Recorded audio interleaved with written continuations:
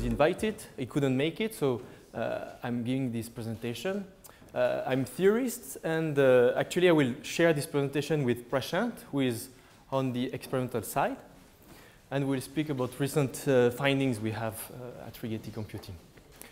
I'll start with a very brief introduction to tell what we are doing at Rigetti Computing, then I'll present briefly the superconducting qubits we are using, and then I will spend more time on the physics of the two-qubit gate we are using at Rigetti Computing, and the most recent findings is about the dephasing while we are doing this parametric gate.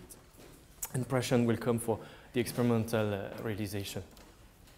So yeah, Rigetti Computing is a startup, venture-backed startup. It's a full-stack quantum computing company in the way that we do everything from fabrication to design of the chips, to development of the hardware to control the chips, and then on the side of developing algorithms. So we have a dedicated fab in Fremont. It is in the Bay Area of San Francisco. We have a lab in Berkeley, and we have then a cloud platform, Forest, where you can subscribe and play with our quantum processors. Behind the cloud, this is what happens in the lab. So you are with your computer at home, connected to the cloud, so you can write a program in PyQuil, with a Python-based language we developed, which is as simple as possible and hardware agnostic. And then this is compiled locally in Quil.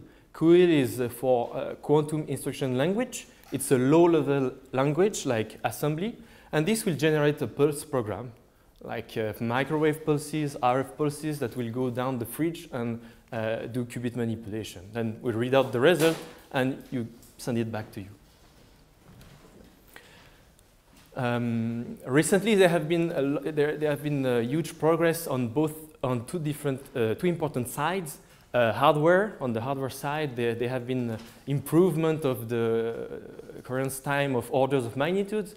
But also on the software side, there have been development on new kind of quantum algorithms that make them, that we can use in near-term quantum computers. So there are what we call hybrid quantum classical algorithms. And basically what they do is to say, okay, let the quantum processor do what it is good at, like manipulation in this big Hilbert space, and then let's do the rest by a loop of optimization done by a cluster of classical processors. So this is the framework. You have a quantum processor is like a subroutine of a loop of optimization that is done classically. And with this, you don't have the exact solution, but you have an approximate solution that you want to be as close as possible as the exact solution.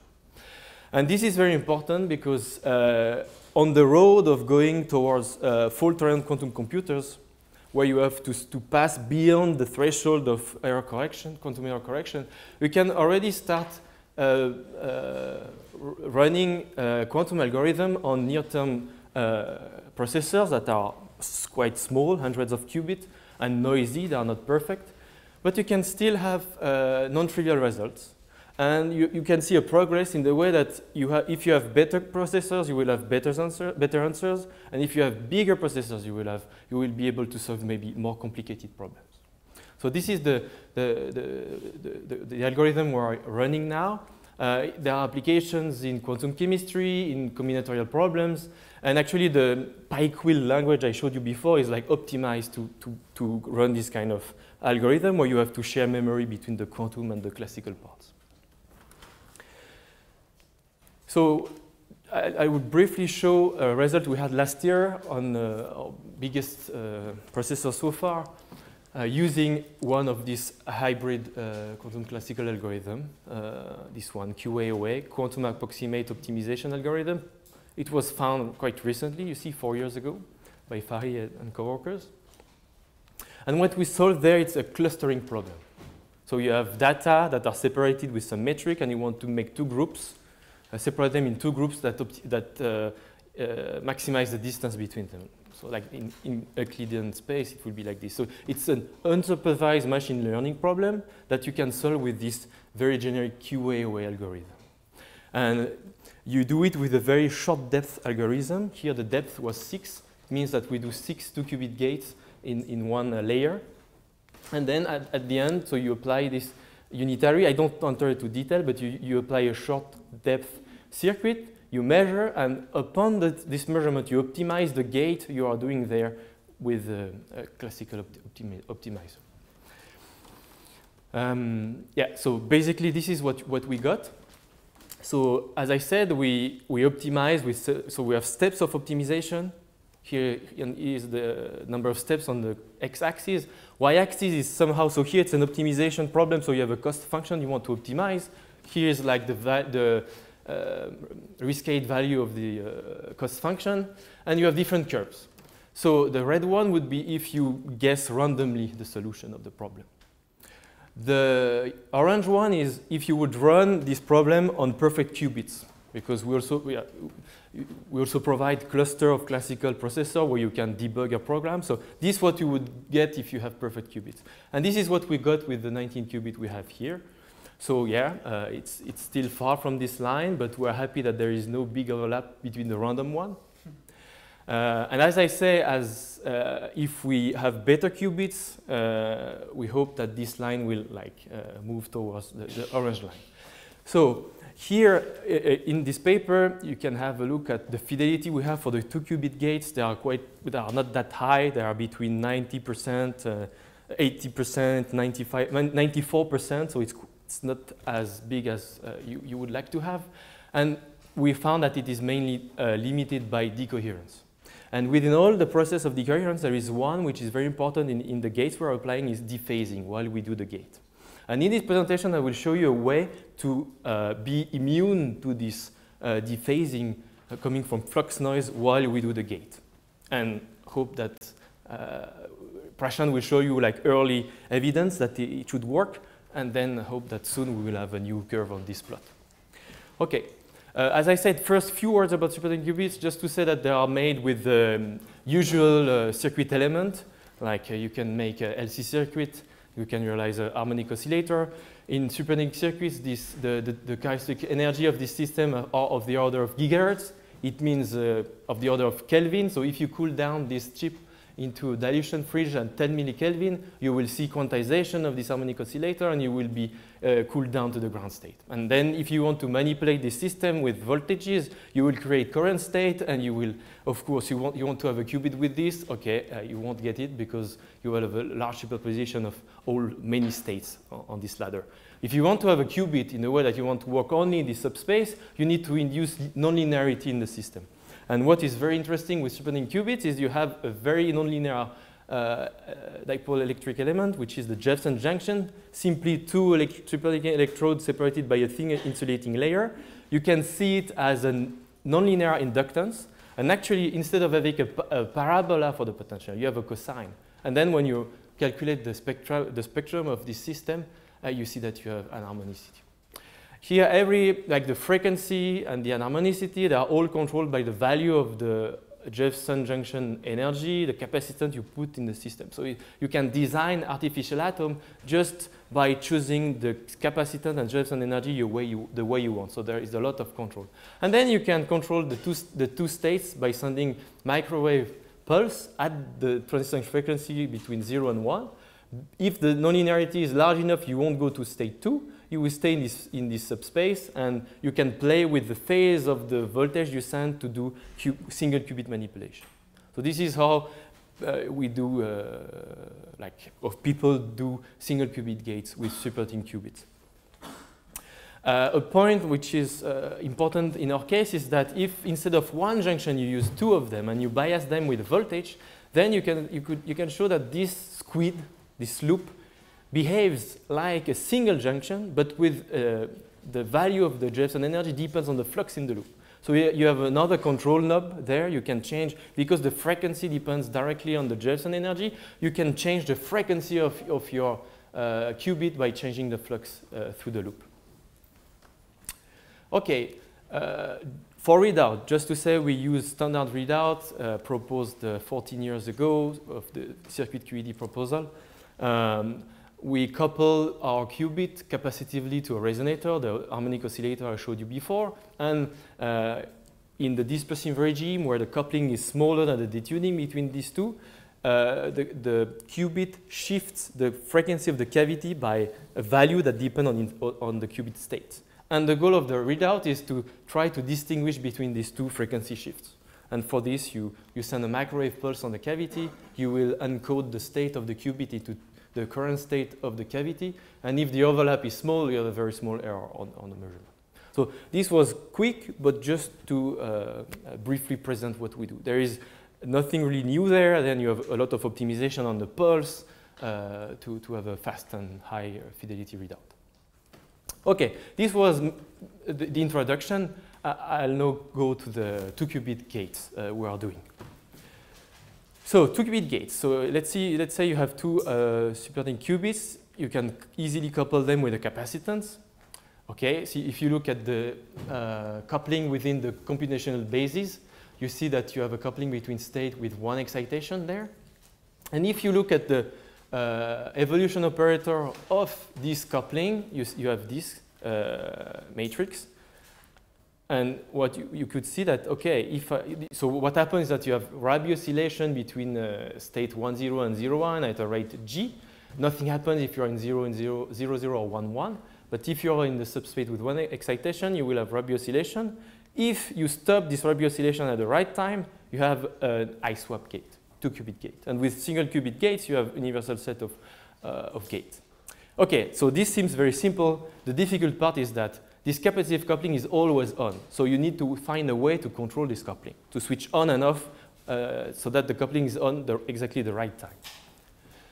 This pi over 2g here.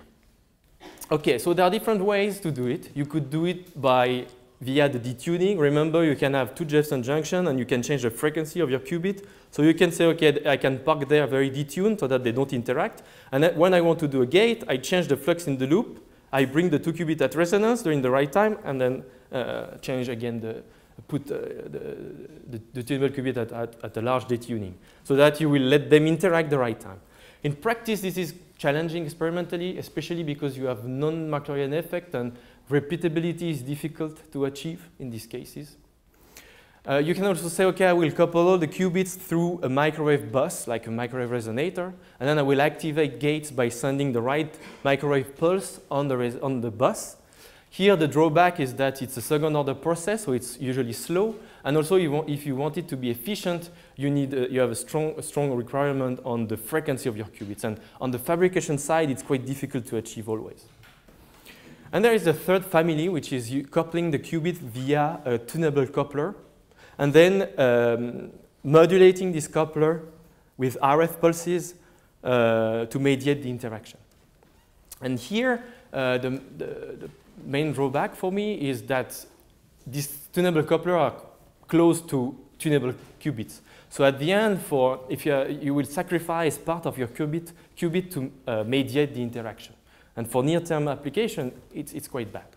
So the gate we do are within this big family of parametric gates. The new feature, if you want, is that we don't use intermediate coupler. We directly modulate the qubit that we use for computation. So parametric two-qubit gate, how does it work? So the two-qubit I had before, coupled capacitively. So now I consider that they are detuned. So in the computational basis, you have a coupling G between state 1, 0 and 0, 1, but there is a detuning. If you look at the Hamiltonian of this system in the interaction picture, OK, that's very surprising. The coupling oscillates at the detuning. And then if the detuning is larger than the coupling, you don't have any coupling. But if the detuning is 0, you will have Rabi oscillation at resonance, and you will be able to perform an iSWAP. So the goal of this parametric gate is to find a way to modulate the coupling such that you are able to say, OK, I want the coupling to rotate at the detuning delta, such that it compensates the detuning. So it's like it's like a pump that provides the energy difference between the two levels, and such that in the interaction picture, you have interaction at resonance. How to do it? OK, you can use the tunability of you can use a tunable qubit with a squid loop, and then what you do there is modulate the flux on the loop. So this is the frequency as a function of flux. If you park, for instance, the qubit there and modulate the flux around this position, then the frequency will oscillate also, around an average value and with some amplitude. Note that because you are at a symmetry point, you double the frequency, but this is a detail just because you will see factor 2s everywhere after. So this is what you get. Okay, the frequency as a function of time is like around an average value and oscillate at some frequency with some amplitude. And then you just go to the interaction picture. And what you see is that you get exactly what you wanted. You have an effect, you have a coupling which is renormalized, but that oscillates at the same frequency as the frequency oscillate here. And then it's quite easy to do the gate. You can activate the gate by modulating at the detuning. And then the effective coupling gives you the rate at which the Rabi oscillation occur. And then you can tune your gate time so that G effective T is equal to pi over 2, for instance. Just a slide to tell you that from flux fluctuation to frequency fluctuation, like the tunable qubits are highly nonlinear transducers. So you start by modulating the flux. This modulates the effective Dephasing energy this way. And then at the end, through a small parameter you can use to calculate the eigenenergy of your qubit, it will make the frequency oscillate in time. So you see it's highly nonlinear. It's a complicated function of time. You start with this cosine, you end up with actually a lot of harmonics. Anyway, you can still calculate analytically the Fourier series of this frequency under modulation, and even the Fourier series of the effective the coupling in the interaction picture under modulation. And just to tell you that when you have large modulation amplitude, for instance, if you stay here and modulate from here to there, the frequency as a function of time has this shape, and you can guess that there are a lot of harmonics involved in these dynamics. You need at least 5 or 6 of them to describe well the system. But in principle, you can get the analytical expression. Okay, entrancements qubit, so this superconducting qubit in a regime where the Dephasing energy is much larger than the charging energy, you can use the third level of the qubit as an intermediate state to realize other kinds of gates than the iSWAP.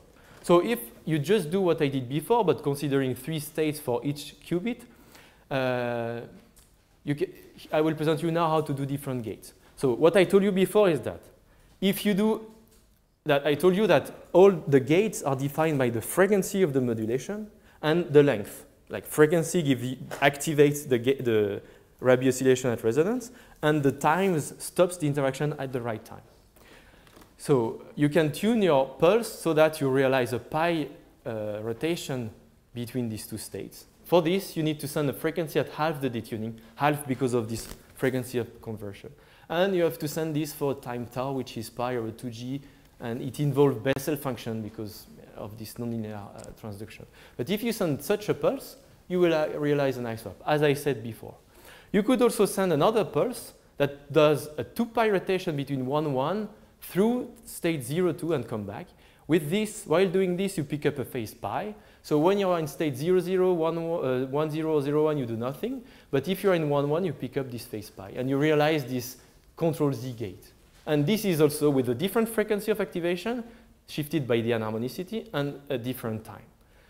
You can do this with this pair, but you could do this gate, the same gate with the other pair, and it has also a different frequency of modulation. So this slide is just to show that this gate is highly selective because it's selected upon the frequency of modulation of your flux line. And just by changing the frequency and adapting the time, you have access to 3 2-qubit gates. This was done experimentally in this paper a year ago. Okay. Also, because it's selective, you could couple a tunable qubit to many fixed frequency qubit, and then if you don't have twins within the fixed frequency qubit, you will be able to activate 2-qubit gates between the pairs, between a tunable and a fixed qubit. Okay, so now let me go to more recent works, which is dephasing while we do the gate. So when you use a tunable qubit, you have a new degrees of freedom, and the noise associated with these degrees of freedom comes with it. So here is flux noise. Flux noise has been studied widely in last decades in superconducting qubits. So it has, so you have different components. Mainly due to the material, there is a low frequency noise, which the power density goes like 1 over f here. So it's mainly low frequency noise. This is seen everywhere and it's very difficult to reduce the strength. And there is also on top of this white noise, and this mainly comes from electronics, plateau at some point there. So again, this is the dependence on of the frequency with flux bias. So from flux fluctuation to frequency fluctuation, this is mediated through the slope at first order of the frequency. And there are points where the slope vanishes, so there are points where the qubit will be insensitive at first order to flux noise. So this was seen quite a long time ago already. And if you would park your tunable qubit here, you won't see much the effect of flux noise. But then when we have tunable qubit, is also to go out of, if we stay here, just use a fixed qubit, right? When we do our gate, so imagine you can stay here and you can be immune to flux noise. But when we do our gate, as I said, we are modulating the flux. So we are periodically exploring a region where flux noise is very harmful for the qubit because the frequency, the slope is very large. This can be really bad, right? So in this slide, I just want to give you the basic element to calculate dephasing under modulation. I'm sure most of you know them by heart, but just to have them for everybody. So how you calculate dephasing rate is, for instance, you can calculate the dynamics of the off-diagonal matrix, density matrix element. So they evolve according to the integral of the frequency over time. And then if there is a noise on the frequency, then at every trajectory, when you average over many trajectories, this average will turn out to be a decay function. So when you average over this noise statistics, you get a decaying of diagonal term of the density matrix. And this decay is given by the correlation of the frequency fluctuation, sorry. And usually what you get is a power law as a function of time. This, the quantity that you need to know is the correlation, flux fluctuation correlation, this one. So you can code this into the spectral density.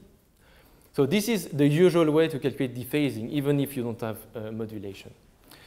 When you have modulation, for us, there are two sources of flux noise. It can be on the DC bias, it's additive flux noise, or it can be on the AC, on the amplitude of modulation, like multiplicative noise. So we consider these two sources of noise. These two will contribute to fluctuation of the frequency. Because we modulate, it's more convenient to deal with the Fourier expansion of the frequency under modulation. And actually, then you can translate fluctuation of flux, these two sources, into fluctuation of the Fourier coefficients.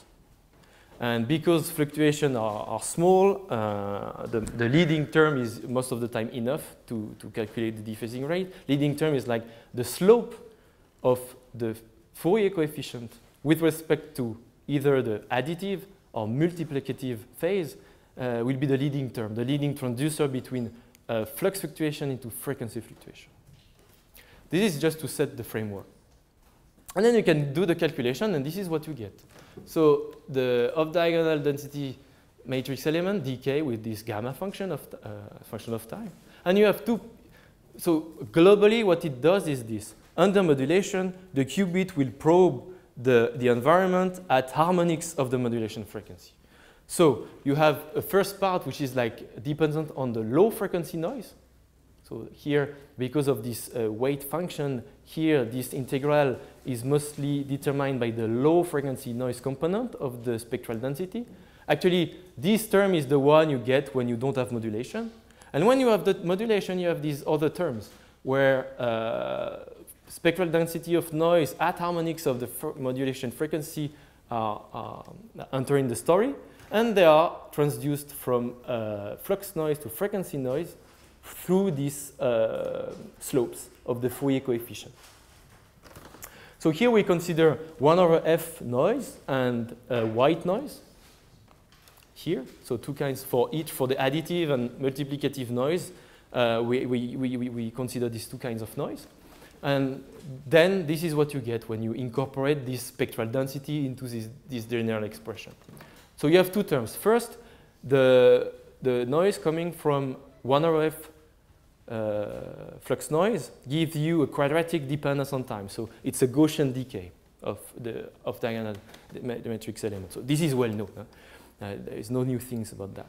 And for the white noise, it's exponential. And then how do this decay rate depend on the noise, the source of noise? So because we probe the spectral density at harmonics of the modulation frequency, the 1/f noise will have contribution mostly on the component at low frequency, because 1/f evaluated at 100 megahertz is like very, very small. So the expression of the dephasing rate for 1/f noise is this, is just depend on the constant Fourier coefficient, omega 0, which is actually the average frequency. And for the white noise, all of the coefficients are equal, and you just have a sum over the different slopes of the different Fourier coefficient. Here you see. So very different scaling, and also different contributions. Let me now look at 1/f noise first. So this is the expression I had here. When you park at a DC flux sweet spot, so a flat region of the frequency with respect to DC flux bias, this is also a sweet spot for the additive noise. It means that when you modulate the qubit at a maximum of the frequency, for instance, this modulation has a dynamical decoupling for low frequency noise. So this goes away. So then you are left with this expression, like noise comes from the additive low frequency noise, this term, with the slope of the average frequency with respect to modulation amplitude. So this expression is the same as you would have without modulation, except that now we have, instead of the frequency with respect to this flux there, we have average frequency with respect to modulation amplitude. And if you plot this function, average frequency as a function of modulation amplitude, there is also a sweet spot there. We call it AC flux sweet spot. The slope is 0. It means that if you modulate your qubit at that amplitude, then you are immune to low frequency noise on both the additive and multiplicative term. So somehow you are not affected by low frequency noise at this point, this AC flux sweet spot. Notice that it appears that a large amplitude, it corresponds to this kind of modulation. So it's a large amplitude of modulation. Okay, this is for 1/f. AC flux sweet spot exists, which is very interesting for 2-qubit gates. But then we have also then you can calculate the dephasing time as a function of modulation amplitude. So you go from something which, this dephasing time is strongly reduced when you start modulating in this zone, but as soon as you reach this point, you become insensitive to flux noise. Just to show you with numerics what is this AC flux sweet spot. What about white noise? So with white noise, actually, let me show this plot first. So here I plot the derivative of the Fourier coefficient with respect to flux bias. So the first one, 0, 1, is the one that was important before. It was derivative of average frequency with respect to modulation amplitude. This is this one. And you see, it goes to 0 at the AC flux sweet spot there, where it's flat. It's the derivative of this function, right? The next one is this one. It's like first harmonic with respect to this bias. And you see, luckily, it goes to 0 exactly at the same point, because these two are proportional, actually. But then if you look at the next one, the one at 2 omega p, it doesn't go to 0. 3 omega p doesn't go to 0. It means that this, if there is white noise, the AC flux sweet spot is washed out because of the high frequency harmonic. But, okay, so it's bad. It's bad because you lose your AC flux sweet spot. But what you could do is, I can bandpass filter this flux noise because the noise at low frequency and at the carrier frequency, they both go to 0 at that point. I can have a low-pass filter that filter noise above the first harmonic. This way, I keep my signal, but I kill the contribution for higher frequency noise just by putting the spectral density to 0 or to reduce it strongly.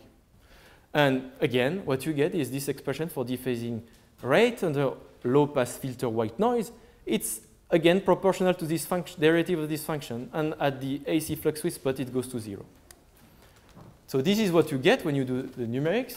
So just have a look at the gray curve. This is the total white noise of both additive and multiplicative. So what happened is it's strongly reduced, and then go up a little bit there, a small bump there. But it's strongly reduced with respect to what we had before, right? And this is what you have if you low-pass filter this noise. And you see there is a strong peak there. So you recover your AC flux sweet spot.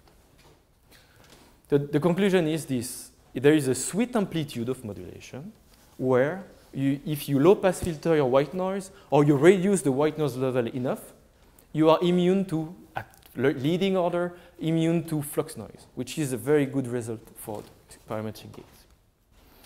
Just to say that you can do numerics like on that. You produce your noise and average the density matrix over statistics, and this is what I presented to you before, and it agrees very well with analytics. And this is a kind of low-pass filter you can use. This is the white noise with the signal. If you're able to kill the contribution at 2 omega p, twice the modulation frequency there, you will get this AC flux sweet spot back. Okay, I'll finish by showing you the effect on gate fidelity, because this is ultimately what we want to have. So again, this is just a plot where I put, okay, here is dephasing time as function of modulation amplitude. This one is, so the pink curve is with a very strong white noise background. So you see dephasing time is low, very, very small bump. This is with a low white noise background, so it's just much higher. You just have kind of multiplication. You just like a shift in this log plot. The black one is due to the dephasing rate due to white noise, 1 over F noise. You have the peak at the AC flux sweet spot. And the red one is dephasing rate with filtered white noise. And you see that at the sweet spot, you recover the dephasing time you would have with a very low white noise. This is the point of the AC flux sweet spot. So now if you look at infidelity of control Z gate, here in gray is, so infidelity, 1 minus fidelity. In gray is what you would get without noise. So it's limited by coherent errors. I don't know, there is leakage because of the pulse shape. There is other harmonics that degrade a bit your fidelity. So you stay here, quite flat. And you are like, you can get 3, 4 nines in principle. This is, so here is the fidelity combining all of the white and 1 over F noise I showed you before. The pink is when I have large, high white noise, and you see you are limited to 2 nines in the fidelity. This still is when I have a low level of white noise, and you see it's decreased because, yeah, white noise is the bad guy in the story. But if you're not able to decrease your white noise level from here to there, you can filter white noise with this low-pass filter, and this is what you get. Around the sweet spot, on a quite wide region, you recover the fidelity you would have with very low white noise. So this is showing that with the numerics we do on averaging over noise statistic, we can have AC flux sweet spot either by lowering the level of white noise from electronics or filtering white noise. In the following, in the next couple of minutes, Prashant will show you what we got recently from the electronics. All right, so just like in the real world, an experimentalist and a theorist are going to try to work together to give you a complete picture. So we'll start off with our chip. This is an 8-qubit device with a nearest neighbor coupling. So each qubit is coupled to its neighbors. And I've highlighted some of the important elements for you here, circled. Encircled in green is the qubit, is the transmon qubit, and in red is the resonator. These two, as Nicolas mentioned, are capacitively coupled and they're in the dispersive regime, something that many speakers have already talked about. And I've also highlighted here the two feed lines that we use to talk to our qubits. In brown is the feed line that we use to drive both our single qubit gates and also our readout pulse. And then in blue, we have the flux line, which we use to apply our 2-qubit gate. And speaking of 2-qubit gates, as Nicolas mentioned, we have the ability to natively perform two types of gates, the iSWAP and the CZ. And the iSWAP gate involves a population swap between the 1-0 and the 0-1 states, for example, where the swapped state also picks up a -I phase. And so this is where this iSWAP comes from. And how does this look in sort of an experimental fashion? Well, what we do is we start off with a tunable and fixed qubit that are capacitively coupled. We're going to excite our tunable qubit to the 1 state. We're then going to hit it with a flux pulse that has a very specific amplitude and frequency such that we satisfy a resonant condition for this swapping to occur. And then we measure. So if we measure, for example, the 1-0 state, we expect to see this oscillation of the population. And to calibrate what our iSWAP gate is, we choose the time such that we have full population transfer. But as Nicolas mentioned, and as also what Sophia mentioned yesterday, we can move out of our computational subspace and in this way perform other types of 2-qubit gates. We can perform, for example, in transmon systems, take advantage of the second level in order to perform a CZ gate, where we now have population swapping between 1-1 and 0-2 or 1-1 and 2-0. So to perform a CZ gate, we start off in 1-1. We go to either one of these states and then come back having picked up a -1 sign due to the SU2 nature of the unitary that describes the interaction. And again, how does this look in practice? You now apply a pi gate to both the fixed and tunable qubit, and you choose an appropriate flux amplitude and frequency, and you vary the duration, you measure, and then we pick the gate time to be such that we maximize the recovery of our 1-1 state population. And this is basically the story of our CZ gate and our iSWAP gate. But what's also interesting is that this architecture also naturally allows us to perform a C-phase gate. And the way this works is we've already calibrated our CZ gate, and what we can do is just take that CZ gate and break it up into two separate lobes. And each of these lobes can be thought of as a pi pulse in the 2-qubit subspace. So the first lobe will bring us from 1-1 to 0-2 or to 2-0 in the other case. And then the second lobe will just bring us back. And the only difference is by applying a phase shift to the second of those two lobes, the closed loop trajectory that's enclosed by this motion on the Bloch sphere subtends an angle, and this angle that is subtended is equal to the phase of the C phase gate. So for example, if this phase was pi, then we would be writing a CZ gate. And if we just change the phase of that second pulse slightly, we could perform other types of gates in the C phase family.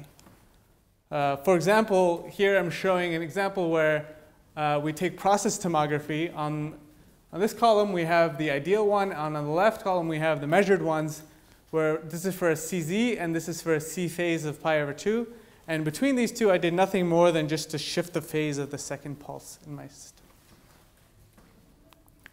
OK, so this is all fine and dandy, but as Nicolas mentioned, there's an inherent disadvantage to the way that we're performing our 2-qubit gates. And that is that we basically, first of all, as Nicolas mentioned again, we typically park our transmons at the flux insensitive points. We park it either at its maximum or minimum frequency, because here it's first order insensitive to flux noise. And so this is where you have the largest coherence times. But then now we're saying, OK, we want to apply a gate, and to apply this gate, we need to start flux modulating the qubit. Well, when we flux modulate the qubit frequency starts to oscillate, and on average, it's going to be shifted down by some amount in this case. By some amount delta, that is a function of the amplitude of the flux pulse. And specifically, the relationship goes like this. As I crank up my flux pulse amplitude, the amount I shift down by increases until eventually I turn around at what was called this AC sweet spot. So the problem really is that I'm sitting at this nice point, but as soon as I apply my gate, I'm moving off that point, and I'm losing all of the nice coherence that I had initially. And so you can really understand the effect of this modulation by studying what happens to the coherence under modulation. And in order to do that, we use this modified Ramsey sequence. So it's nothing more than just a simple Ramsey sequence, except now we insert a flux pulse in the center of that Ramsey sequence.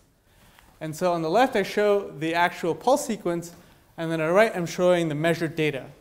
So this measured data just shows an exponentially decaying oscillation, and the decay is corresponding to the coherence time. And so what we did is we measured this decay, this coherence time, as a function of the flux pulse amplitude. So, and here's the data. On the top, what I'm showing is the average qubit frequency. As we crank up the flux pulse amplitude, the average qubit frequency is going to decrease until it eventually turns around at this point. And now you can see what's really happening to our coherence time. Well, without any flux modulation, we're sitting pretty at around 15 microseconds, which is what we had without any flux modulation.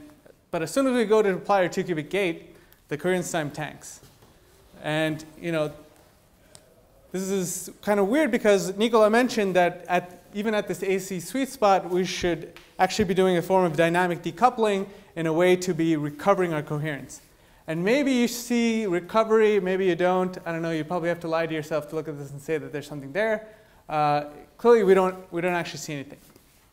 And so where's the discrepancy coming from where we have this AC sweet spot, but we're not actually seeing the recovery of our coherence time? Well, a good way to understand that is to look back at the theory where Nicolas mentions that what we really are limited by at this sweet spot is the white noise seen by the qubit. And so what we really want to measure is that white noise. And Lorenza and Michael have these excellent techniques where you can actually use noise spectroscopy and filter functions to measure this. But in this case, we wanted to do something more simple and to actually identify the source of the noise. And so in that vein, we basically measured the power spectral density of the flux pulse itself. In this case, in particular, in this case, what I'm showing is the power spectral density for a flux pulse of a frequency of 300 megahertz. Output from both initially the commercial electronics that we were using to apply our gates, and then some in-house electronics that we've come up with more recently. Basically, you can see that this large peak here is just the center frequency of this flux pulse. But what I really want to draw your attention to is the almost decade or 2-decade lower noise floor of the instrumentation, of the custom electronics instrumentation. And what can this noise floor do for us? Well, you can clearly see that once you start to use this lowered noise floor instrumentation, at this sweet spot, you can really now get full recovery of your coherence time. And so now we're at the point where we've managed to get back at this AC sweet spot all the coherence time that we had lost by modulating the qubit. And so we're now in the process of investigating exactly all the nitty-gritty details and how that improves our fidelity. And so in conclusion, today we talked a little bit about our parametrically activated entangling gates. There's native gates for iSWAP, CZ, and C-phase.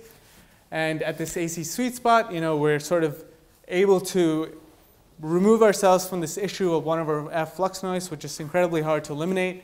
And now it's something that's predominantly sensitive to white noise and something we can help by lowering the noise for the instrumentation or using something like filtering, as Nico mentioned. And so moving forward, the goal is to sort of continue to drive down the noise floor of the electronics and other sources and to just improve the native coherence time, which at this moment is the sort of limiting factor for our gate fidelities. And of course, none of this work is possible without a great team. And so this is a picture of our technical team that we took right before we headed out to Paris. And that's it. And thank you for your attention. And we'll take any questions.